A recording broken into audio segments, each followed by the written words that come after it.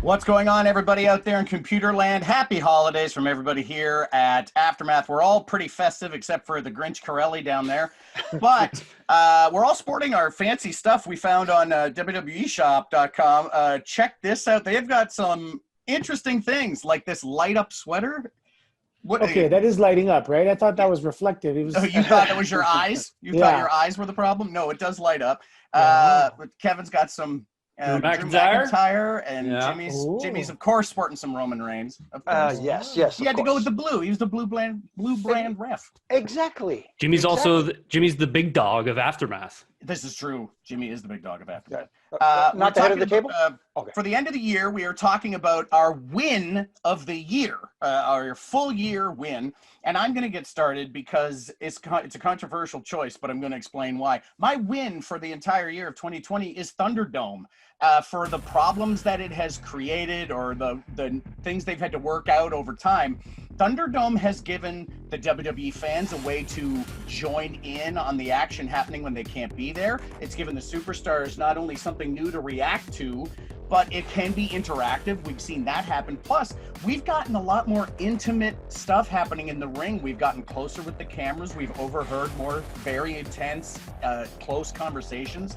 And it's really allowed the presentation to feel like there are people in the arena. And for all its little problems here and there, Thunderdome was a pretty big win for the WWE in 2020. And what a name, Thunderdome. Outstanding. Love it. No, it turned out a lot better than I expected. And yes, it is a nice way to get through these times without an actual live person there. Yeah, it's great for the actual show and then the performers and everything, but the technological accomplishment and the engineering backstage to make that happen blows my mind. To send all those viewers in the right spots and have them all neat and organized. Gosh, IT department, good job. They've been ahead of that game for a long time. Yeah, it's really interesting. Then they've managed to do a version of it for NXT and a version of it for NXT UK. So it's kind of had this trickle down effect where it's this way for WWE, but then at NXT they want to try it this way, and then NXT UK does it a little differently. It's been a very interesting thing, and it's kind of changed the way we watch wrestling and the way wrestlers interact with the fans. So that's my big win. I'm going to kick it over to Anthony. Anthony, what was your big win for WWE in 2020? In 2020, it was the final anointing of the chosen one, Drew McIntyre, and the entire journey that when he was this young baby face and some troubles, and then, 3MB, and then fired and clawing his way back and proving his worth, and this developing of his character, he became a man in front of our eyes. He was a young boy, for lack of a better term. And even his body just filled out, and he's just this massive champion. And right now he seems to be the man, him and Roman. Yeah, it might have taken a little longer than expected, but the chosen one is truly just that, the chosen one. Right there he is. There you go, man. I do like that. It's very strange to see, Drew McIntyre when he showed up. He was the chosen one, very young, handsome looking, and then he goes through all the things, comes back, becomes WWE champion, and now he's weirdly wearing the kilt again, which is what he was wearing when he came in the first time. I don't know if it's a fun throwback or if he's going backwards or if it's full circle. Like, I have no idea what it is. I just think it's really weird. Circle of life, Simba. Yes, I see. Yeah, full circle, absolutely. And plus, it's important for, when he's done his professional wrestling career, if he wants to return home to Scotland, he's going to return home a king. So to pay, it's a little investment to wear that kilt and represent the motherland in hopes of, one day going back and cashing in on all that, paying tribute to the motherland. Does that make sense? I'm going to double check, but I don't think Scotland has a king. But I'll double check. Jimmy, give us your big win for WWE in 2020. Surprisingly, it isn't this guy, even though I was thinking about it. But for me, my big win was, despite the fact that he is calling it a career in his final farewell, that final farewell for The Undertaker taking place, 30 years basically to the day he debuted in the WWE, was classy. It was respectful. I love the fact that they brought out all those they're still friends, icons and superstars and friends of his to partake in the celebration, but when the time came, the ring was left solely to the Undertaker. The dead man had all the attention, all the focus on him, which he deserved. I just loved everything about it. And yes, I understand that some people may say, well, there should have been an audience there in front of people to. At the same time, I get that point of view, but at the same time, I didn't want the audience to take away from that moment and try to, for lack of a better term, hijack that special moment. And I thought Undertaker's farewell was absolutely, it hit home with me big time. Yeah, like the Hall of Fame, when the audience often just blurts out and kind of hijacks it. Yeah. I think it was actually better to be completely uninterrupted and say what he had to say.